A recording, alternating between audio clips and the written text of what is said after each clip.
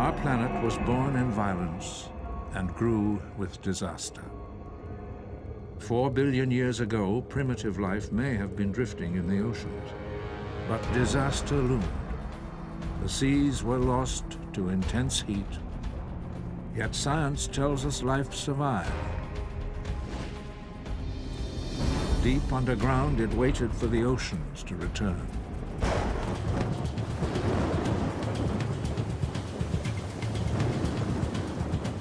Life's goal is to survive, no matter what. And survive it did. First through fire, and then through ice, on a miracle planet.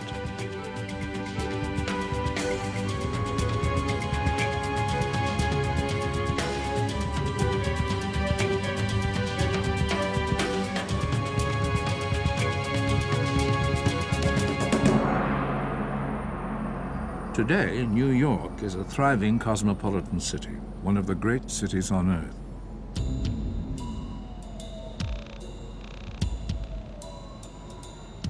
Yet 20,000 years ago, this whole area was covered by vast sheets of ice. Glaciers ground their way through Central Park.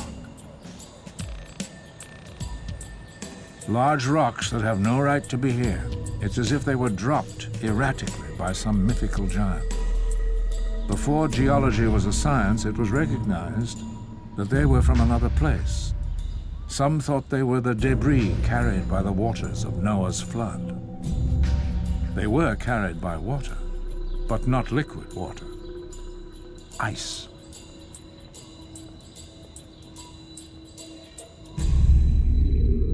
To the north, Greenland is still a country of ice.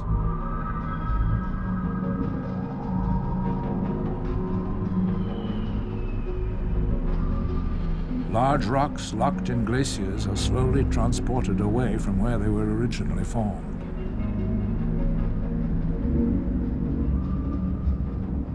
Glaciers move very slowly. Their forward motion can be measured in years rather than in distance. But when the ice melts, the cargo it carries is dropped. Geologists call these rocks erratics, or dropstones.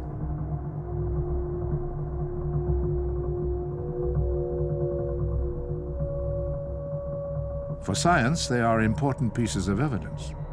They give clues to the evolution of life. Erratics are found across the globe, and they are proof as to which parts of the Earth were once covered by ice. 20,000 years ago, some parts of the world were locked in ice. In Canada, near Lake Huron, there is evidence of a far earlier ice age, when the entire globe may have been frozen.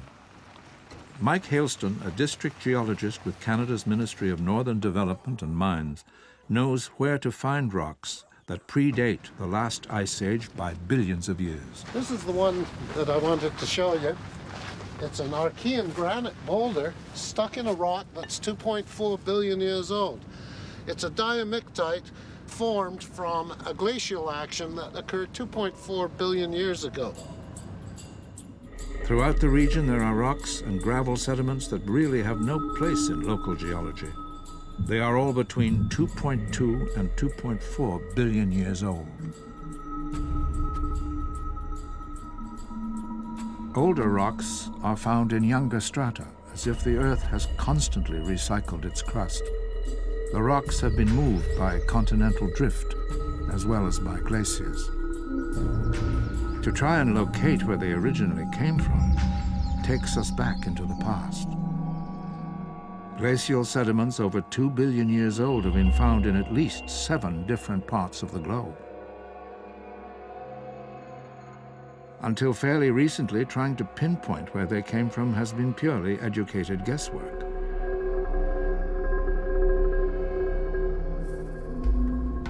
Namibia in southern Africa is an ancient landscape carved by wind and erosion. But glacial sediments also show that ice once played a major role. Now hot and dusty as well as isolated, it is a hard country to work in. For geologists, though, it can be a paradise. Dr. Joseph Kirschvink is from the California Institute of Technology. His specialty is magnetics. The Earth is surrounded by magnetism produced by its own magnetic field, the way compasses work. Long ago, as they formed on the Earth's surface, the jagged rocks in this riverbed were molten lava. These are lavas that erupted about 2.2 billion years ago during one of the largest Snowball Earth glaciations.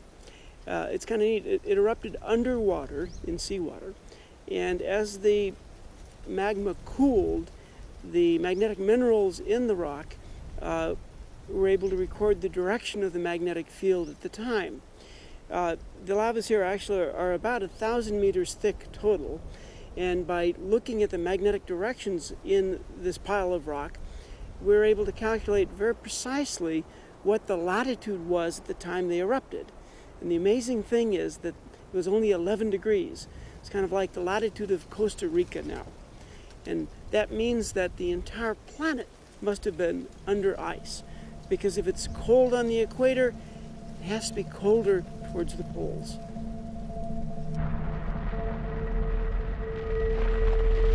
Molten lava contains many minerals which are magnetized. As the lava flows, these minerals follow the magnetic force of the Earth. Once it cools, the magnetic direction of that moment is fixed forever. It is then possible to locate exactly where the rock was formed. To do this, one matches the magnetic history of the rock with the angle of the lines of geomagnetic force that surround the planet. Once that has been determined, the latitude can be fixed. In a tightly shielded room, the faint magnetic records held in the rock samples are detected. At the center of the screen is the pole. The further away a point is from the center, the closer it is to the equator.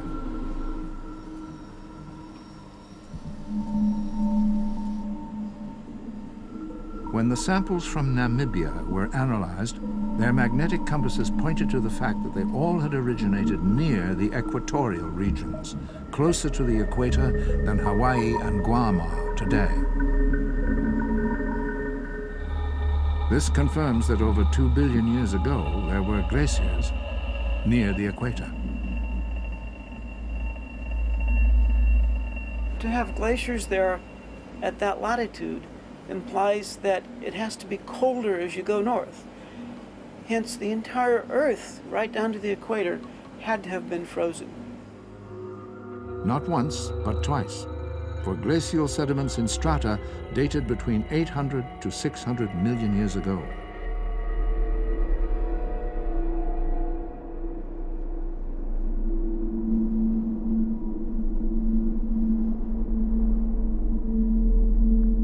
From this data, Dr. Kirschvink put forward the proposal that the Earth had been completely covered in ice at least twice in its history.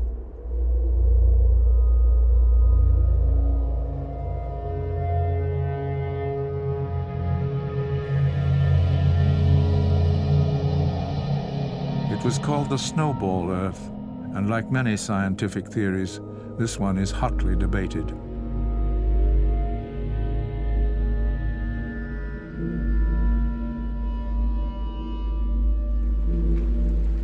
Children always enjoy scrambling around looking for rocks. See, now remember I told you you've got to hold it close to your eyes. That means you've got to go right down on the rock. And there are few better teachers than Dr. Paul Hoffman of Harvard University. For years now, his passion has been geology, and he is also a keen advocate for Snowball Earth.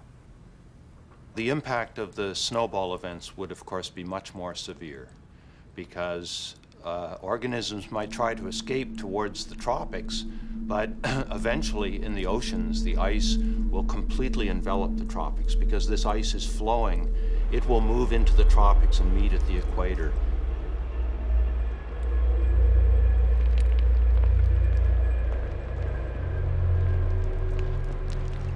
Working with scientists at the University of Tokyo, a computer simulation was carried out to show what would happen to today's world if a snowball Earth event were to occur.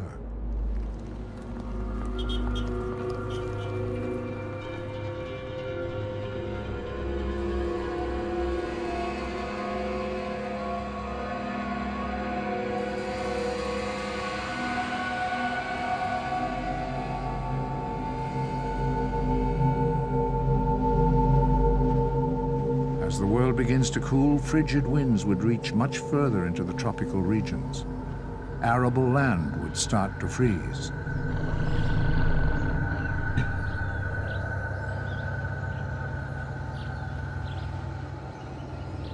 Today there is life across the globe.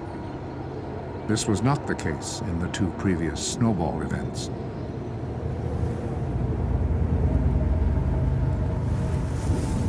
At 35 degrees north, Tokyo is just a little further south than New York. Ice up to 1,000 meters or 3,000 feet thick would bury the city.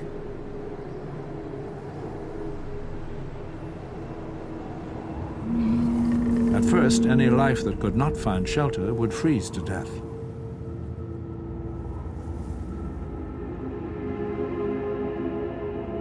At the start, the glaciers would move slowly. It would take millions of years for the ice to reach a latitude where Hawaii and Cuba are.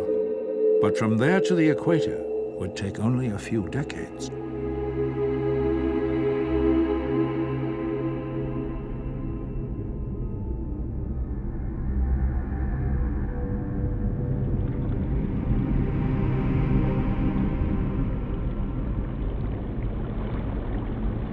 Paul Hoffman thinks that the sea might freeze down to a depth of over half a mile.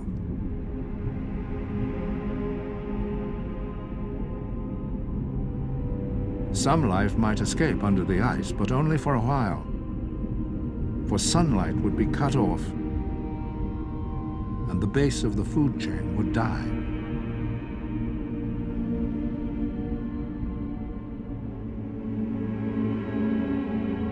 It would seem as if the world would become a dead planet. But life is present on the Earth today, so where could it have taken refuge?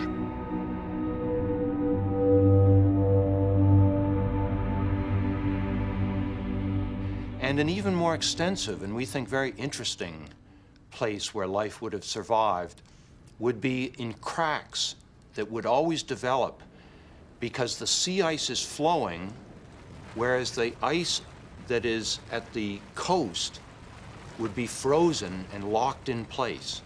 And therefore there will always be a shear between the glaciers flowing in the ocean and the land-fast ice. And so cracks will continually open and then freeze and then open and freeze and open and freeze. And there's a very rich biota that lives in cracks and in channels of salty water that get enclosed within new sea ice. How a snowball event gets started is still not fully understood.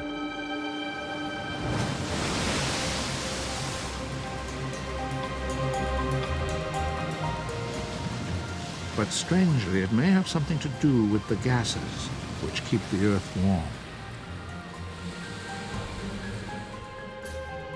Without these gases, the average temperature would drop well below freezing.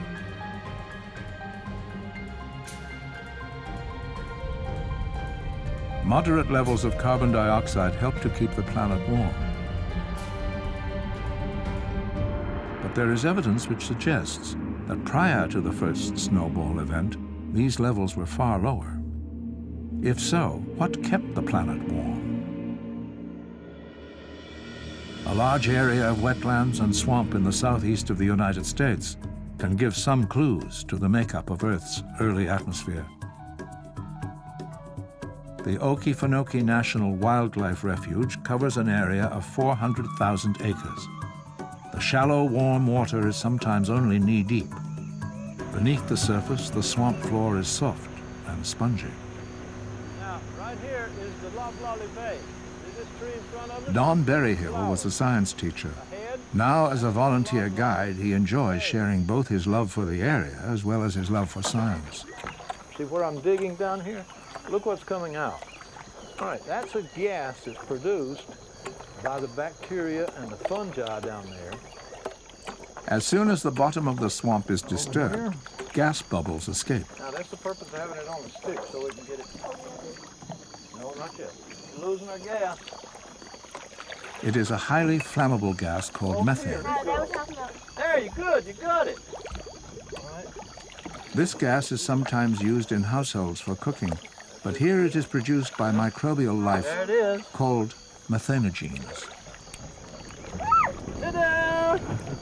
That's a tada!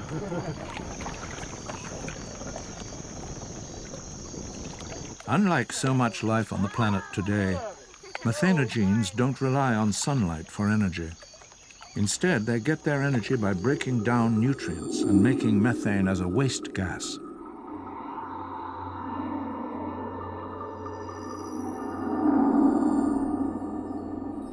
Scientists believe that methane was the greenhouse gas which kept the early Earth warm.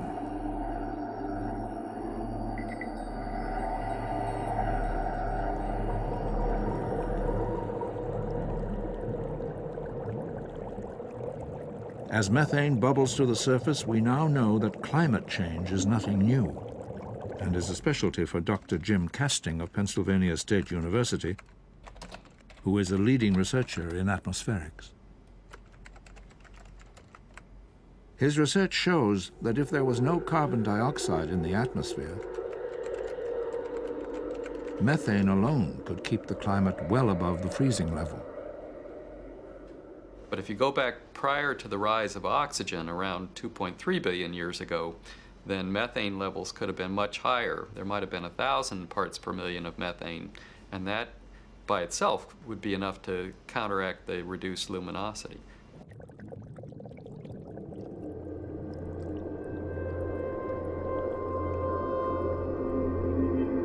He believes that the atmosphere then would have appeared reddish because of the high methane levels.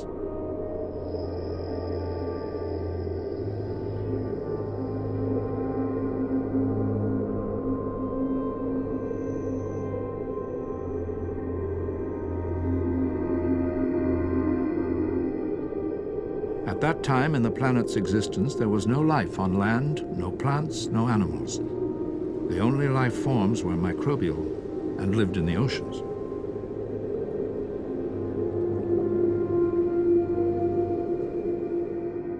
Methanogenes belong to a group of microbes known as the archaea, a different branch of the tree from which the microbes were eventually to evolve to higher life.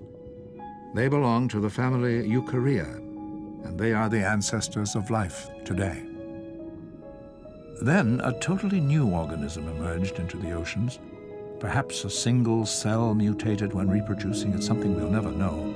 But these cyanobacteria were to change the world.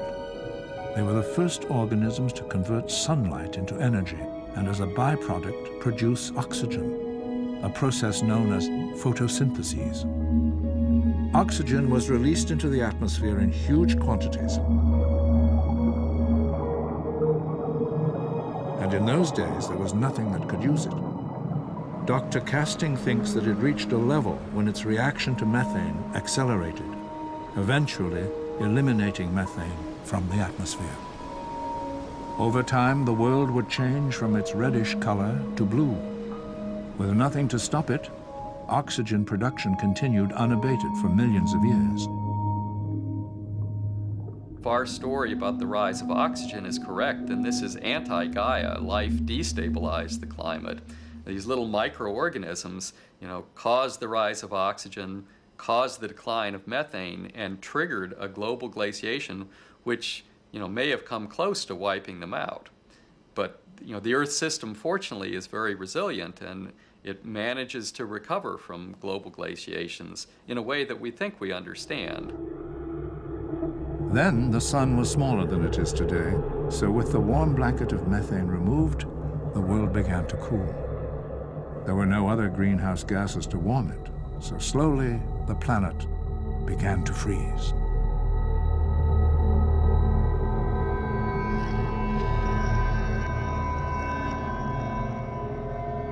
Life had kept the planet warm, and now life was bringing chaos and disaster. What we have learned is that when there is a mass extinction, in the aftermath, those organisms that are quick off the mark and can take advantage of empty ecospace and seize those places, even if they're not the most advanced or most suitable organisms, if they can get there first and establish their foothold, they can be very difficult to dislodge. And so after each mass extinction, there's a new biota which takes hold and becomes ascendant for a long period of time, perhaps until the next mass extinction. Scientists believe that if there were snowball events then, they must have persisted for millions of years. During that time, the face of the planet would have seemed a frozen and desolate wasteland, as parts of Iceland are today. There was perhaps a chance that life could survive in water beyond the oceans, living from the heat and energy that comes from the Earth itself. Iceland is known for its volcanic and thermal activity. The land has only a thin crust above the heated mantle of the planet. It sits very close to awesome power and force. Hot springs are found across the island where the heat of the Earth forces its way out.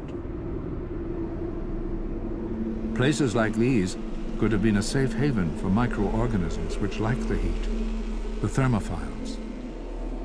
Dr. Viggo Martinsson and his team work for a company which hopes to use rare microbes for research. Temperature field, so very steaming coming up from that deep down in the earth.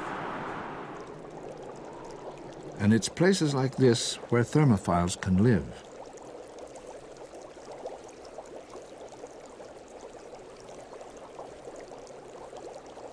Where the water bubbles out, it's too hot for just about any living organism. But cooler edges are full of bacterial life. Look, this is great. This is all covered with cyanobacteria. This is rich to all kinds of species.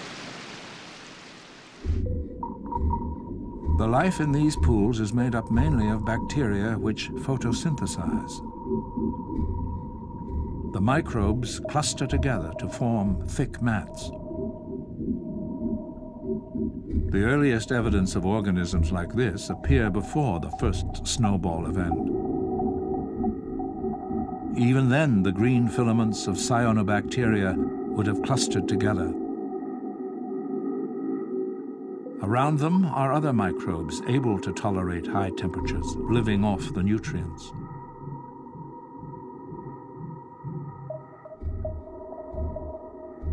Perhaps this was also where our distant ancestors found shelter from the ice. The geothermal area is a refuge for life.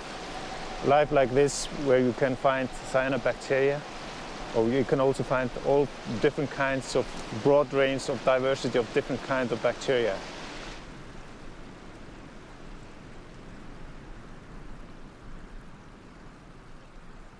Maybe the planet needed a disaster like a snowball Earth to let new forms of life take strides forward. Shortly after the ice melted, life had changed greatly, even if it was still minute.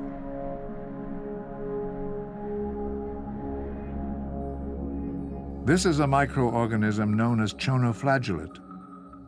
It's an unusual group of microbes which cluster together in colonies. These are the closest known ancestors of animals and us, and for the next billion years, life stood still. There were no further advances. If we were to compare the Earth's history to a single year, then microscopic creatures were life's main force up until mid-November. But the second snowball event, about 600 million years ago, was to change that forever.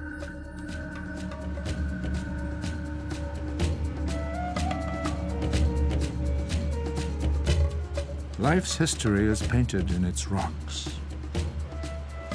This barren wasteland was once the bed of an ancient ocean.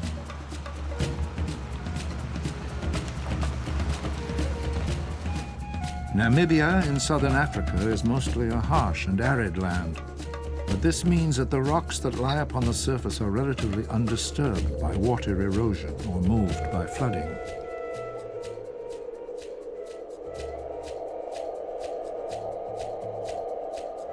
Etched into some of the scattered rocks are strange shapes and forms. We come to this section with the rock. As well as here, on a Namibian farm, That we are looking for. similar fossils have been found in Siberia, You've got the Australia, and negative Newfoundland. impression there.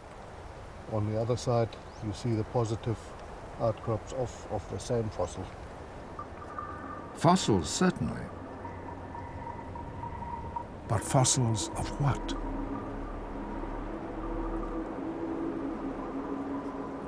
For us as laymen, we didn't know what it was. It could be anything from a fish or a fern. Actually, it looks more like a fish. But then later on, even the scientists weren't sure whether it was a plant or whether it was a living organism. These fossils date back to the end of the second Snowball event, and they were neither fish nor leaf. They were the first living creatures larger than microbes to appear on the planet. These were giant steps forward in evolution. This one was named Pteridinium, and scientists think that it may have lived on the sea floor, half buried in the mud. They have a body shape and form which resembles nothing living in the modern age.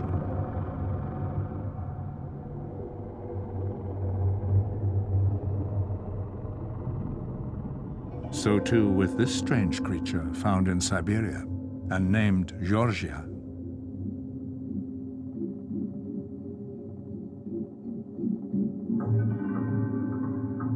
A stone with 5 strange fossil marks is a record of this animal's movements on the seafloor.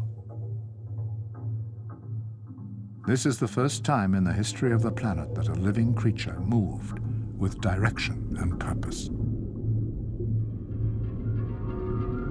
This one too comes from Siberia and has been named Kimbarella. It had a snail-shaped body and a strange long protrusion which allowed it to feed from the sea floor. The first time that any creature had dug in the mud, releasing nutrients back into the water.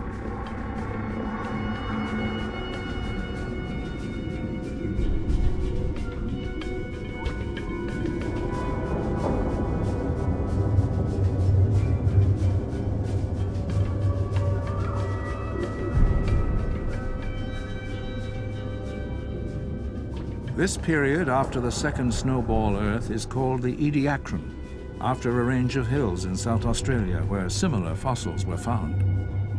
And somewhere among these creatures was the ancestor for modern life. It might have been this, a fossil discovered in Australia in 2003. Some think here is evidence of a backbone, perhaps making this creature the size of an adult small finger, the predecessor of the vertebrates. We can only speculate as to how it lived. After 3 billion years of life, it was amongst the first creatures which would be visible to the naked eye.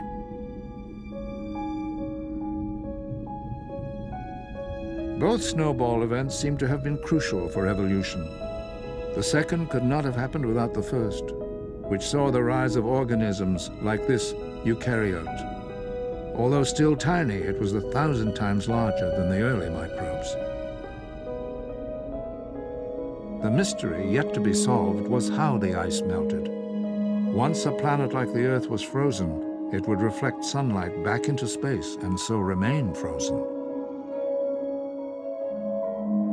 What did happen to melt the ice? A hint can be found in this mine in the Kalahari region of South Africa. This is the largest deposit of manganese to be found anywhere in the world.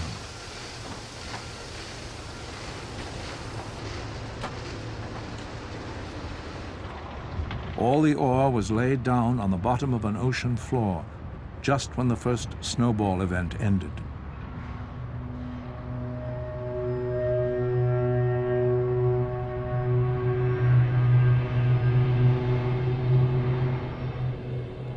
Dr. Joseph Kirschvink from Caltech, who first published the Snowball Earth hypothesis, wondered if this deposit was in some way connected to the melting of the ice.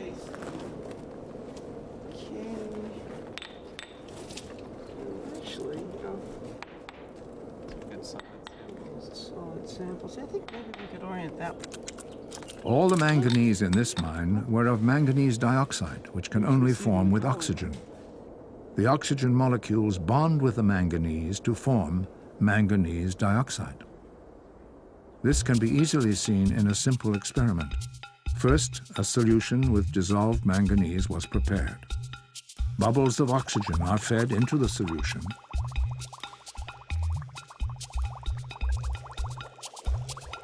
and it begins to turn brown,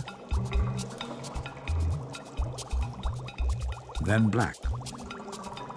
Oxygen and manganese then bonded to become manganese dioxide, which falls to the bottom of the tank.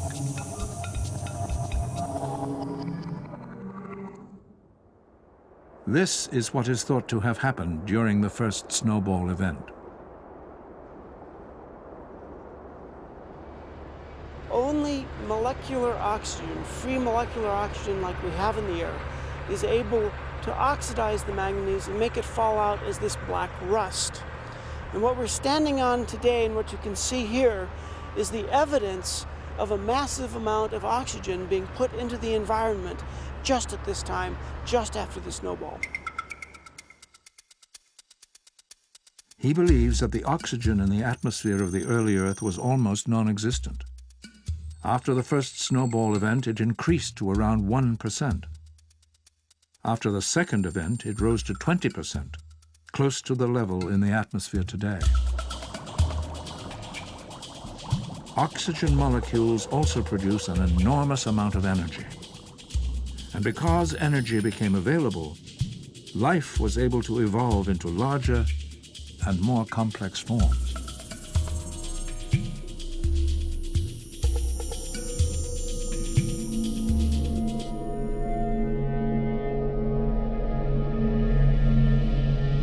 Yet the questions kept coming.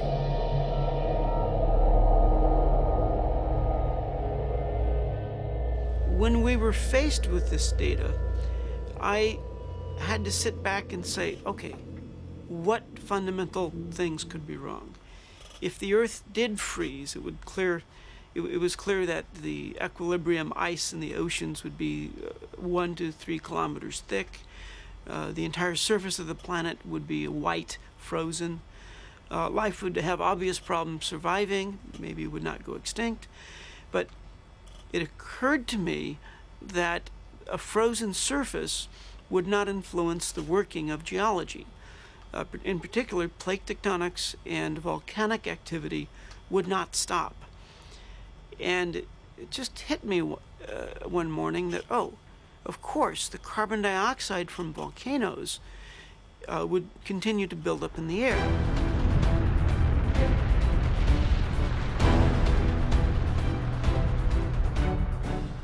Volcanic gases contain large amounts of carbon dioxide, which normally dissolves into the seawater.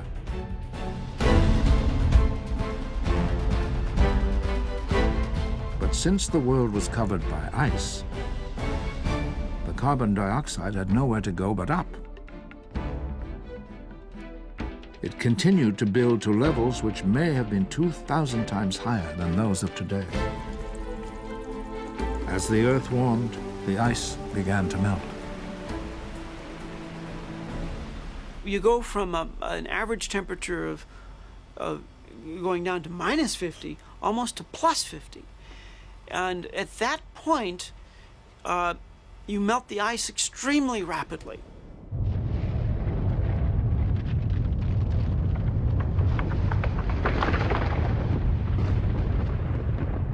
It was the Earth's own forces which brought the snowballs to an abrupt and dramatic finish.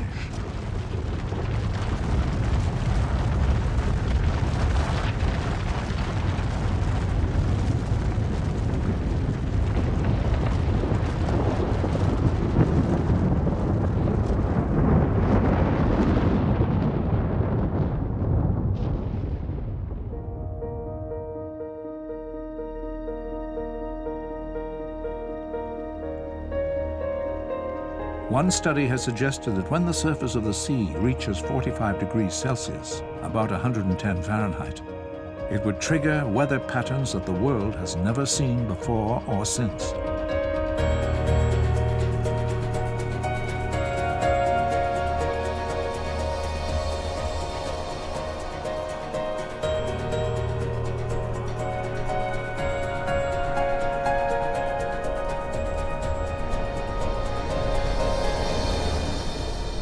Temperature differentials would cause massive hurricanes to build.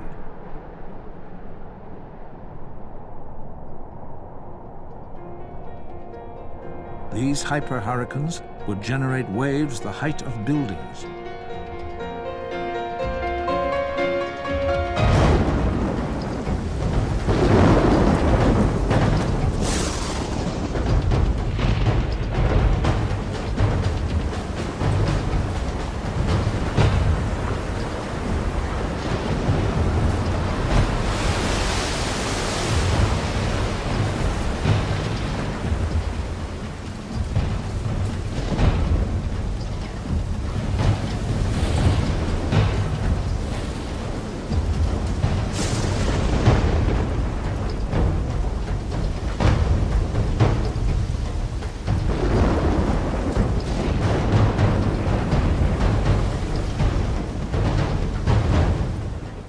All this activity boosts oxygen production.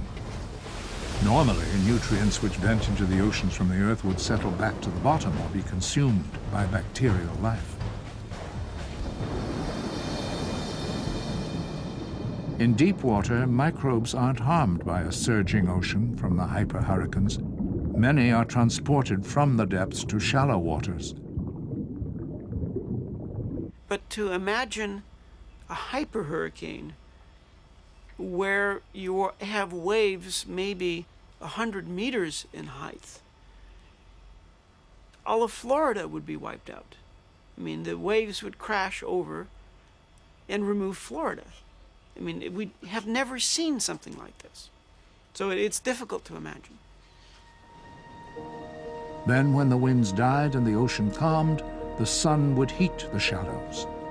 With sunlight and nutrients, photosynthetic microbes would explode in numbers, releasing yet more oxygen. The algal bloom would be so great that the seas would turn green. More and yet more oxygen would be pumped into the environment. The strength of life, which had survived 2 snowball Earth periods, had changed the planet and was about to embark on a new chapter, but this time with abundant oxygen.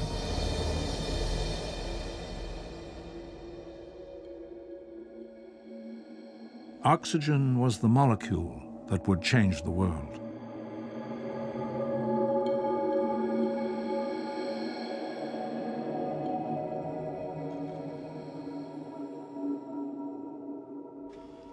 If Earth had never experienced these glaciations, life could have been quite different. Life on Earth might still be limited to the bacterial grade. We could still be just a planet of slimy oceans and stromatolites with nothing big enough to move and do things. And oxygen allowed one more innovation without which larger animals could not exist. That was collagen, the scaffold which cells use to bind together.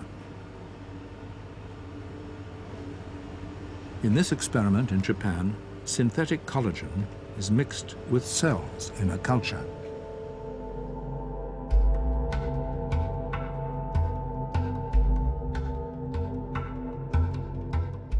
These cells with collagen on the left of the screen multiply vigorously, while those on the right are static.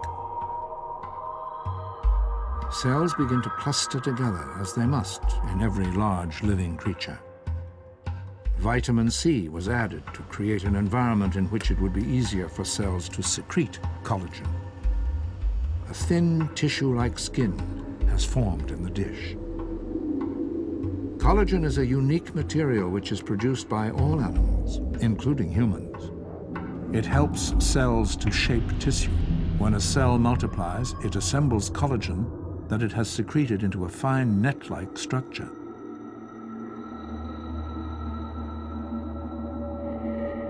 As the cells divide and multiply over and over, the collagen allows them to create different shapes and tissues.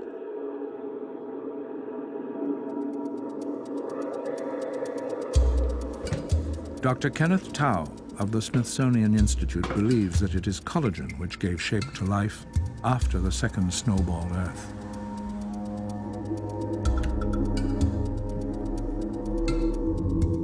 And since collagen is made from many atoms of oxygen, it could never have been produced if atmospheric oxygen had not been present.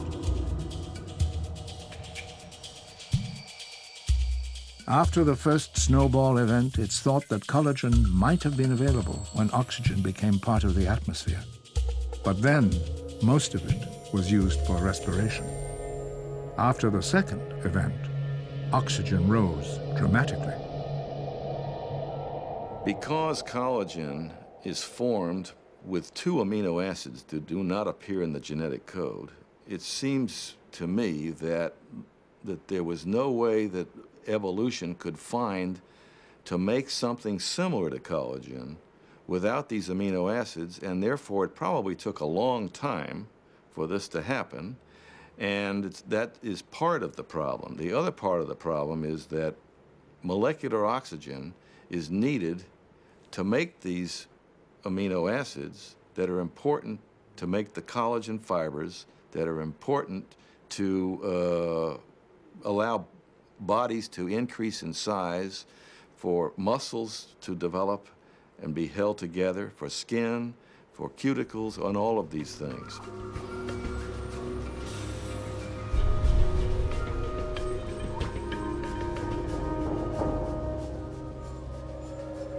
So many things could have happened differently.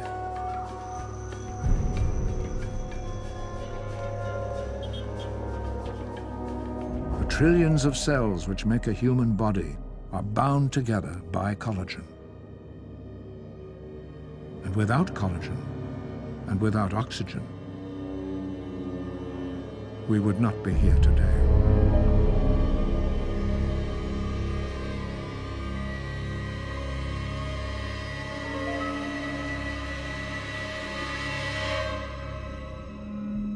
After the first snowball event, there was little change in life.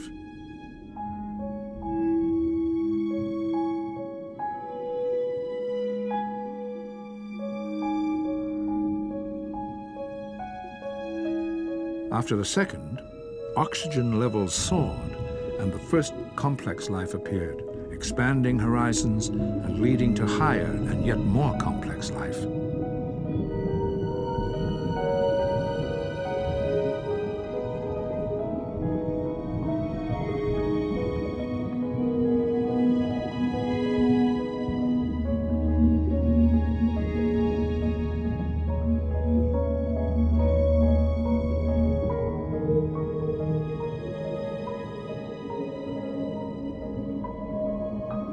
These strange creatures which evolved from the snowball events would not last long, just a few tens of millions of years, before a new life force took over.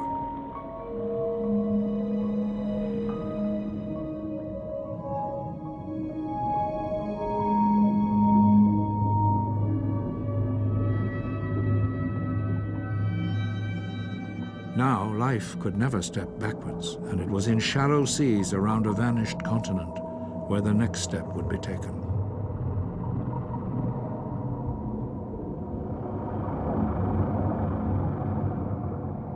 The fossil evidence shows a rich environment of corals and fish and other marine creatures.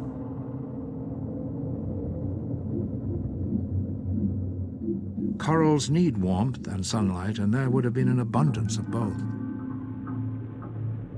At this time in the Earth's history, we think that our closest ancestor was this fish, called Arandaspis. It's the oldest known fish with a backbone. Without fins, it would not have been a good swimmer.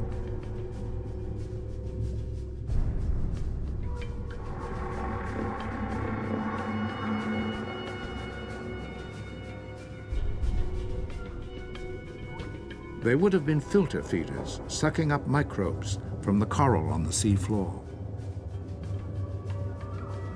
As yet, no animal had developed a jaw, so probably the deep waters were not a suitable niche for them to live in. But that would change.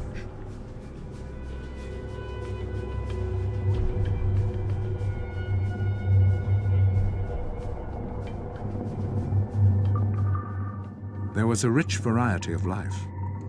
Amongst it were numerous trilobites, small, segmented, and hard-shelled creatures. Some were free swimmers, while others crawled along the sea floor. When the change came, these creatures left clues, which were picked up by an English paleontologist.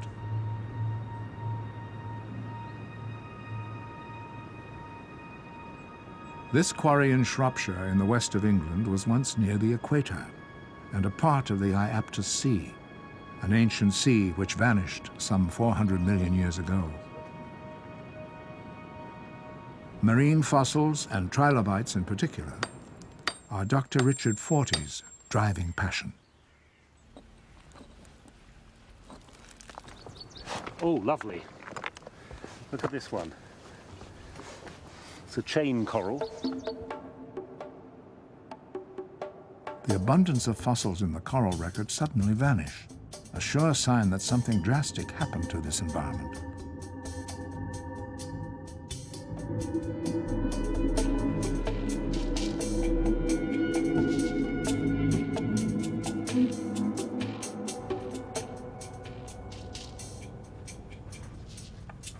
There were other noticeable changes to life as well.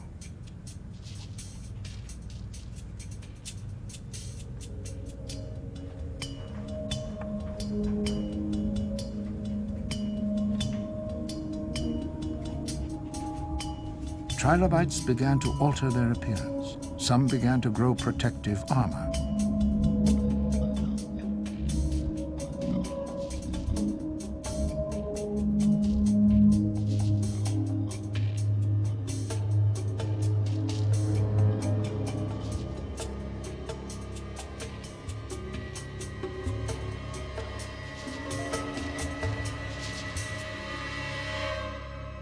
It's almost certain that they were a response, defensive response, to being under greater pressure from a variety of predators.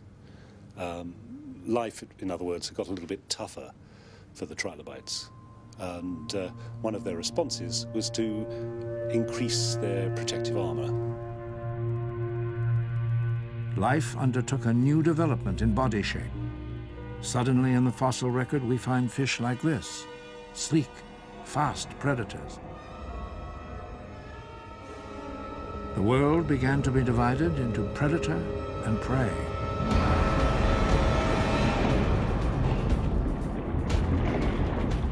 It was the start of the arms race on the Miracle Planet.